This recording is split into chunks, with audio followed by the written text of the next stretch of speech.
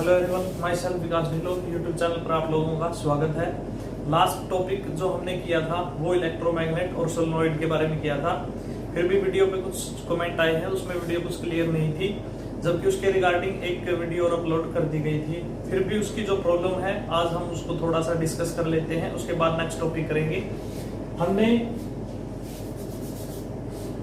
एक कॉइल के बारे में पढ़ा था, कॉइल या एक सर्कुलर वायर, उसमें हमने करंट की डायरेक्शन का पता किया था। करंट किस डायरेक्शन में फेज करती है, कौन सा फेज किस पोल की तरह काम करता है, उसमें मैग्नेटिक फील्ड यूनिफॉर्म कहाँ रहेगा, नॉन यूनिफॉर्म कहाँ रहेगा, वो हम लोगों ने डिस्कस कर लिया था। अब हम जो डिस्कस करने जा रहे हैं clock phase rule. Clock phase rule देखो, रूल चाहे मैक्सवेल का है चाहे क्लॉक फेज रूल है, इसके लिए कंडीशन एक ही अप्लाई है कि हमें करंट की डायरेक्शन का पता होना चाहिए। वायर के अंदर यदि करंट की डायरेक्शन का पता है तभी हम ये बता सकते हैं कि वो जो मैग्नेट है वो जो वायर है, करंट कैरिंग वायर, वो किस तरीके से बिहेव करेगी। अब हम दो कंडीशन ले लेते हैं।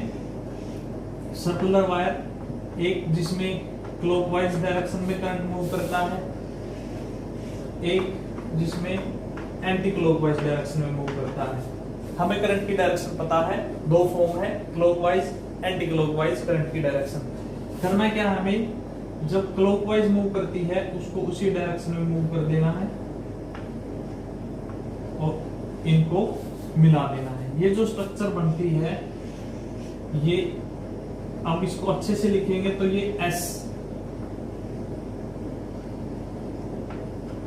में साउथ पोल, यानी जब करंट क्लॉकवाइज डायरेक्शन में मूव करे, क्लॉकवाइज में, तो जो वायर का अपर फेस है, वायर का जो अपर फेस है, एक सर्कुलर वायर का जो अपर फेस है, ये साउथ पोल की तरह काम करता है और इसका जो बैक साइड है वो नॉर्थ पोल की तरह काम करती है।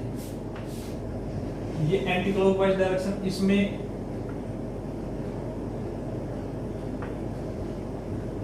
इनको हम मिला देते हैं, दैट इज एल, यानी ये नॉर्थ पोल की तरह काम करता है। यानी जब करंट एंटी क्लॉकवाइज डायरेक्शन में है, एंटी क्लॉकवाइज, तो ये नॉर्थ पोल की तरह काम करता है पूरा फेस। यानी एक सर्कुलर वायर एक कंपैक्ट डिस्क की तरह काम करती है।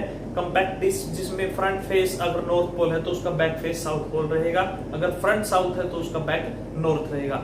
क्योंकि जब हम फ्रंट से देखते हैं तो कॉइल के अंदर मान लीजिए क्लॉकवाइज डायरेक्शन में करंट मूव करता है, फ्रंट से देख रहे हैं तो क्लॉकवाइज में, अगर हम उसकी बैक साइड देखें तो उसी वायर में वो करंट एंटी क्लॉकवाइज डायरेक्शन में है। यानी एक ही टाइम में वायर का जो फ्रंट फेज है वो कुछ और डायरेक्शन शो करता है, जो बैक फेज है वो कुछ और डायरेक्शन शो करता है। तो ठीक उसी तरीके से जो फ्रंट फेज है वो कुछ और पोल, अदर उसका अपोजिट पोल बनाता है।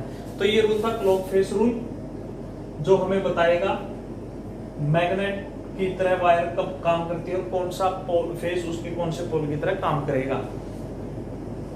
के बाद ये तो एक सिंपल और सिंगल सर्कुलर वायर है, सिंपल और सिंगल।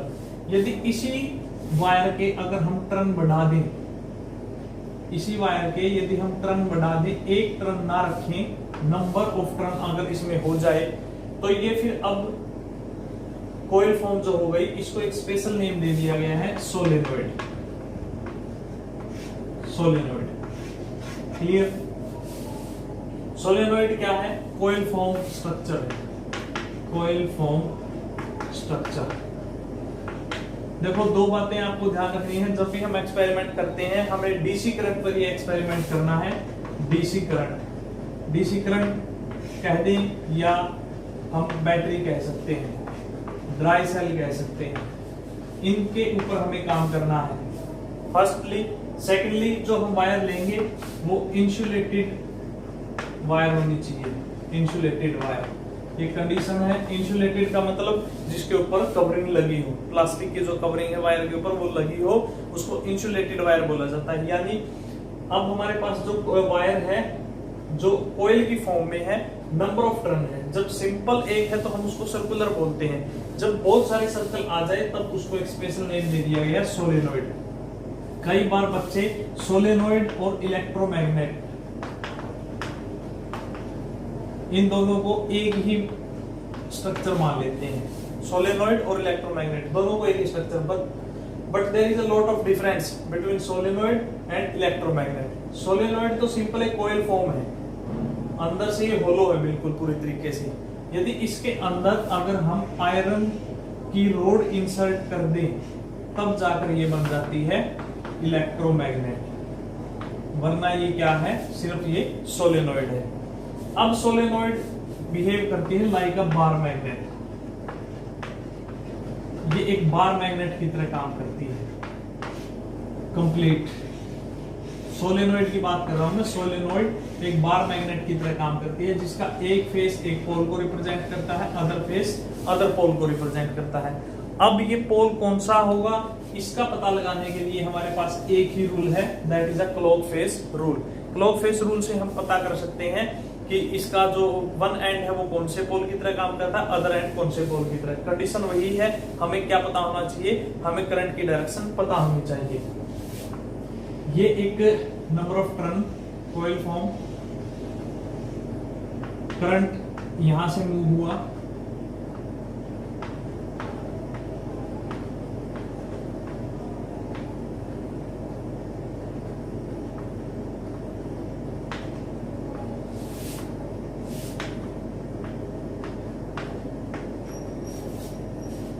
अब ये वायर है, नंबर ऑफ टर्न है इस तरीके से। अब इस वायर के फ्रंट फेस में जो करंट मूव करता है ये एक कौन सी डायरेक्शन है, that is a clockwise direction. और जब डायरेक्शन क्लॉकवाइज हो तब ये साउथ पोल की तरह काम करता है, यानी ये साउथ पोल है, ये भी साउथ पोल है, ये भी साउथ है, ये भी साउथ है और ये भी साउथ है। ये फ्रंट है, ये सर्कुलर है, ये फ्रंट है, तो इसका बैक किस तरीके से काम करता है, इसका बैक काम करेगा नॉर्थ की तरफ, यानी इसका बैक है वो नॉर्थ, ये साउथ, इसका बैक नॉर्थ नॉर्थ नॉर्थ और ये north, south north north south. ये अट्रैक्ट करेंगे, ये अट्रैक्ट करेंगे, ये अट्रैक्ट करेंगे, ये अट्रैक्ट करेंगे। लास्ट वन कौन सा रहेगा, नॉर्थ, यहाँ कौन सा आ गया, साउथ। यानी स्टार्टिंग फेज कौन सा है, ये सारे कंपैक्ट हो गए। मान लीजिए एक नंबर ऑफ टर्न है, तो एक टर्न, उसके बाद दूसरा टर्न, फिर टर्न, नंबर ऑफ टर्न है 1 2 3 4। ये फेस अगर काम करता है नॉर्थ की तरह या साउथ की तरह, तो इसके बैक साइड वाला ये नॉर्थ है, that is south north south north south. अब ये तो अट्रैक्ट हो गए एक दूसरे के साथ, 1 मैग्नेट 2 मैग्नेट 3 मैग्नेट 4 मैग्नेट। अब यहाँ जो स्टार्टिंग में रहा वो साउथ और लास्ट एंडिंग में क्या हो गया, नॉर्थ। तो ये कंप्लीट बिहेव करती है एक बार मैग्नेट की तरह। वही number of magnetic field lines अब एक सर्कुलर वायर की वजह से रहेगी लाइक दिस, एंड सर्कल्स बनते हैं। सेकंड के भी सर्कल बनेंगे, थर्ड सर्कल बनेंगे। अब इन सभी को हम मिला के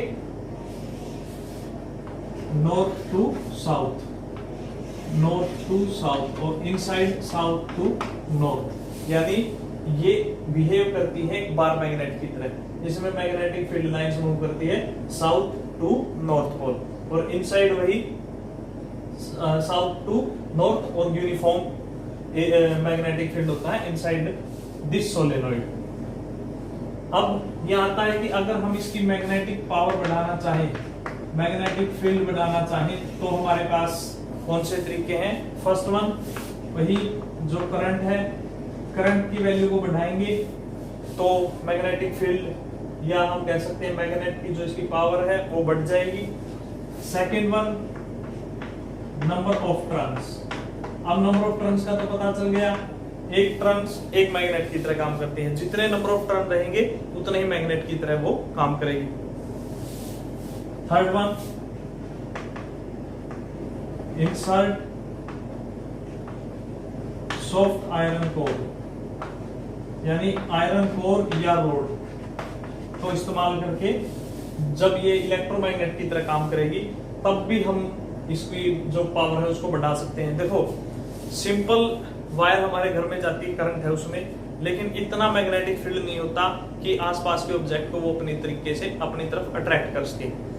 एक नेल लेते हैं हम, उसके ऊपर नंबर ऑफ टर्न बढ़ा देते हैं, बैटरी से हमने उसमें करंट दिया, अब आसपास लोहे के छोटे छोटे पार्टिकल डाल देते हैं या कील डाल देते हैं और वो उसके साथ स्टिक हो जाएगी।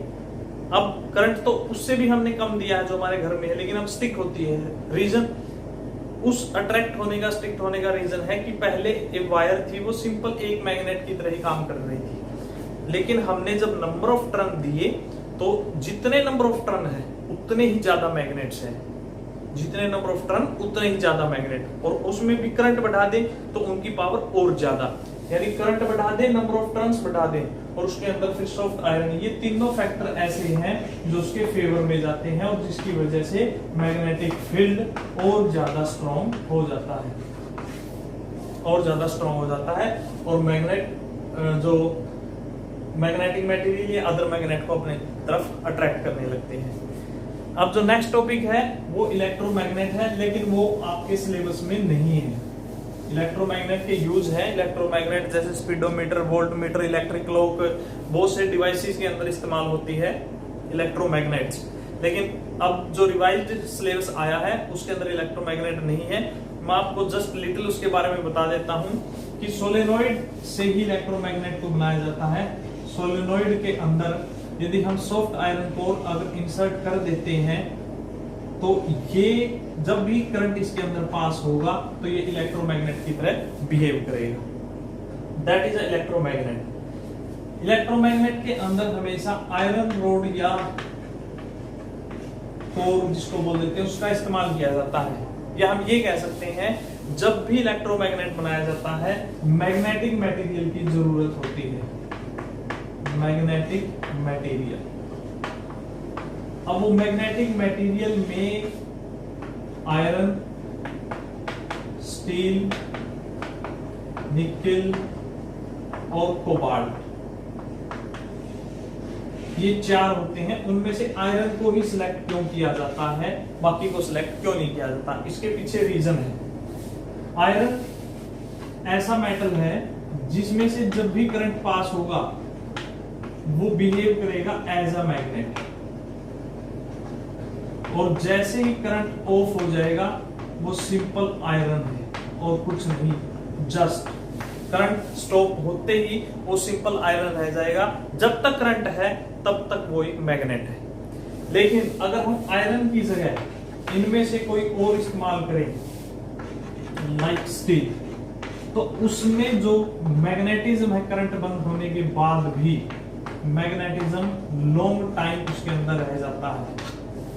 स्टील, निकेल, कोबाल्ट ऐसा है कि जब भी उनके अंदर करंट पास होगा वो मैग्नेट बन जाएंगे, लेकिन करंट बंद करने के तुरंत बाद वो मैग्नेटिज्म लूज नहीं करते हैं, उनके अंदर मैग्नेटिज्म लंबे टाइम तक रहता है। इसलिए जब भी परमानेंट मैग्नेट बनाए जाते हैं, ये इलेक्ट्रोमैग्नेट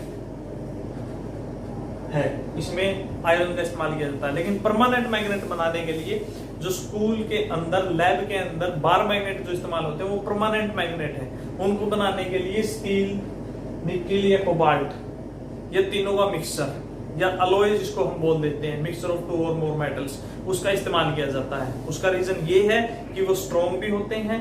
अब क्वेश्चन यहाँ से दो क्वेश्चन यहाँ से बन चुके हैं। पहला क्वेश्चन ये है कि हमने आयरन को क्यों इस्तेमाल किया, अदर मेटल को इस्तेमाल क्यों नहीं किया। सेकंड क्वेश्चन जो है परमानेंट मैग्नेट बनाने के लिए अलॉय इस्तेमाल किए जाते हैं, अलॉय, और मोस्ट जो यूज होता है alnico.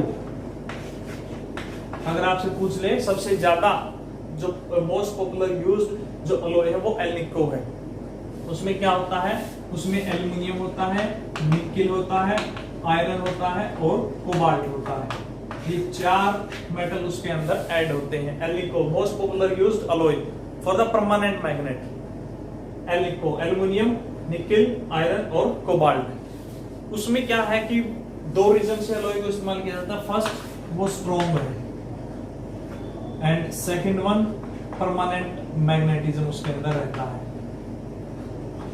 Permanent magnetism, that are the two reasons for this alloy are used. First one, they are stronger than a normal metal. Second one, they have the magnetism long time, उनके अंदर जो permanent बन जाते हैं, या magnetism की अगर हम बात करें वो लंबे टाइम तक रहता है। ये कुछ क्वेश्चंस बनते हैं इलेक्ट्रोमैग्नेट के ऊपर।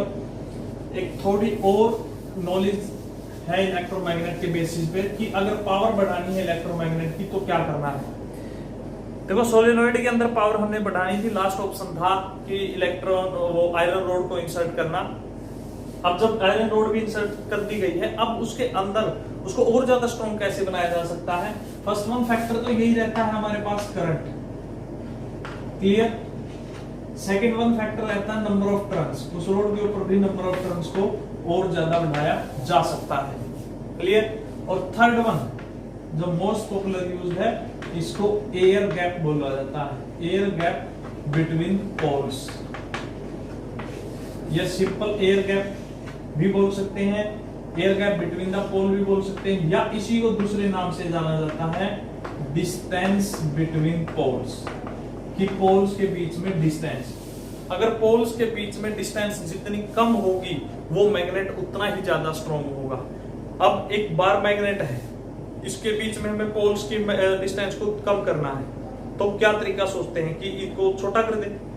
छोटा कर दिया तो ये वैसे ही लेस पावरफुल रह जाएगी, इसकी पावर वैसे ही कम हो जाएगी। हमें छोटा नहीं करना है, हमें पोल को पास लाना है।